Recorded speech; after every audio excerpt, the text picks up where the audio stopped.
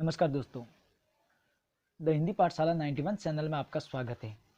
हम पढ़ रहे हैं संपूर्ण हिंदी व्याकरण, जिसमें आज की हमारी क्लास नंबर है 61 यानी 61।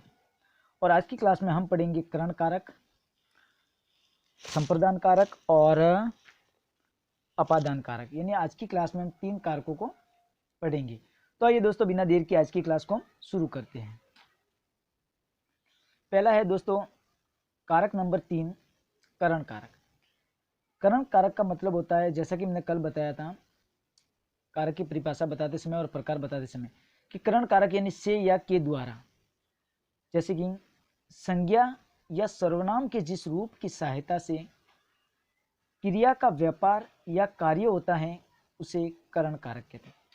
यानी कि संज्ञा या सर्वनाम के जिस रूप की सहायता से क्रिया या व्यापार, यानी क्रिया का व्यापार या कार्य, क्रिया का व्यापार या कार्य होता है उसे करण कारक कहते हैं। जैसे कि देखिए दोस्तों, मैंने समाचार पत्र के द्वारा सूचना प्राप्त की। शब्द आया के द्वारा, यानी कि के द्वारा तो हमारा करण कारक हो गया। उसी प्रकार से उसकी मृत्यु हृदय रोग से हुई है, यानी उसकी मृत्यु होने का कारण क्या? हृदय रोग, यानी से आया है।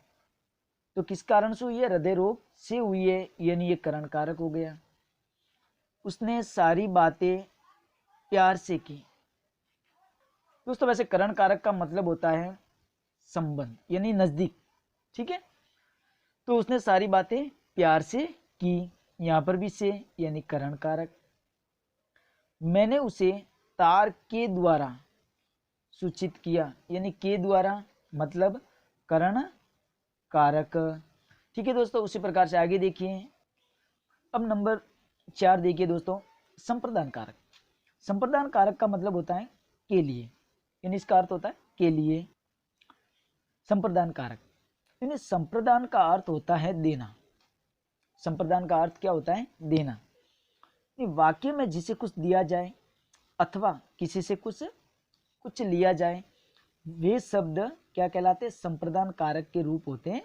यानी वाक्य में अगर किसी से कुछ दिया जा रहा है किसी को, या किसी से कुछ लिया जा रहा है, तो वो संप्रदान कारक होता है। जैसे कि देखिए, व्यक्ति धन के लिए देश विदेश भटकता है। अब व्यक्ति किसके लिए भटक रहा है? धन के लिए भटक रहा है। ठीक है, तो धन के लिए देश विदेश भटक रहा है, मतलब कि यहाँ कौन सा कारक होगा? संप्रदान कारक। वो प्राप्त करने के लिए भटक रहा है ना, यानी कुछ पाने के लिए, कुछ लेने के लिए। उसी प्रकार से देखिए अगला उदाहरण, विकास ने भिखारी को कंबल दिया। अब भिखारी को कंबल दिया, अब कंबल भिखारी को दिया है, यानी वो दान दे रहा है। भिखारी को कंबल दे रहा है, यानी कि वो क्या कर रहा है? दान दे रहा है। वो वापस तो लेगा नहीं, और जहां दान दिया जाता है वहां हमेशा संप्रदान कारक होता है। यानी देने का जहां बोध होता है ना, और वापस नहीं लिया जाएगा, तो वो संप्रदान कारक होगा। वैसे देखिए, माँ ने बीमार व्यक्ति को कपड़े दिए। अब बीमार व्यक्ति को कपड़े दिए तो वो वापस नहीं लेगी, तो यहाँ पर भी कौन सा कारक है?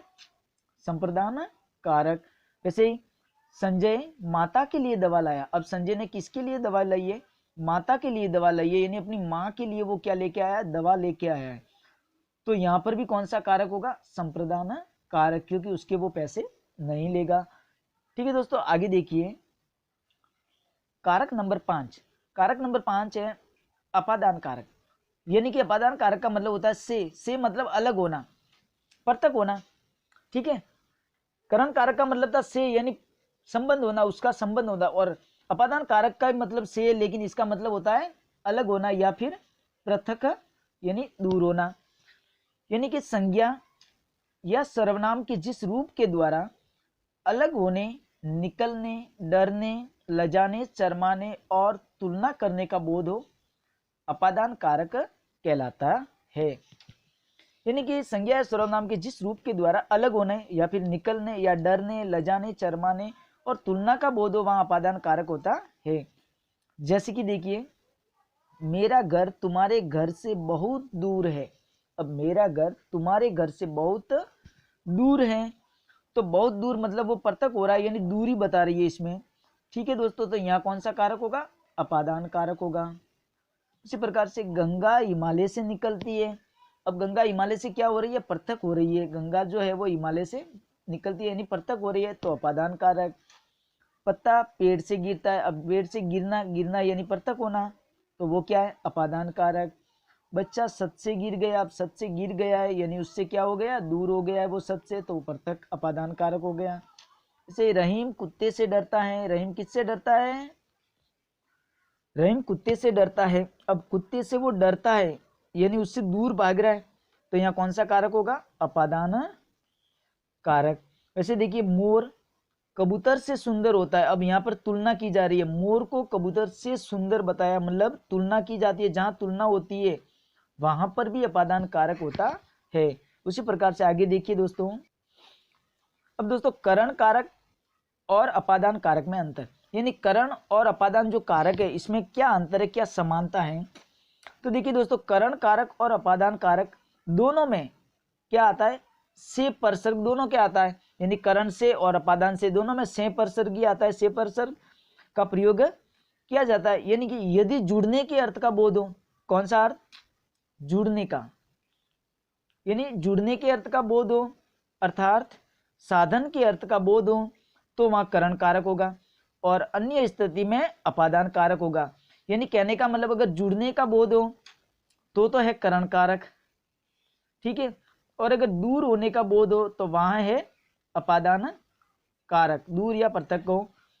जैसे कि देखिए दोस्तों, मैं स्कूटर से आया हूं, अब स्कूटर से आया यानी स्कूटर के ऊपर बैठकर आया, तो यानी ये क्या हो रहा है, ये जुड़ने का काम हो रहा है। यहाँ पर यहाँ से तो लगा हुआ है लेकिन यहाँ जुड़ने का बोध हो रहा है, इसलिए ये कौन सा कारक होगा, ये होगा करण कारक।